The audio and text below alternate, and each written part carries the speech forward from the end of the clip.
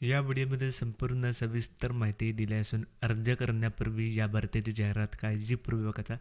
या भरतीशी संबंधित अधिक माहिती करता नोटिफिकेशनचे लिंक दिलं आहे आणि जॉब अपडेट मिळवण्यासाठी टेलिग्राम चॅनल जॉईन करा, जेणेकरून सर्व डेली जॉब अपडेट मिळत राहतील.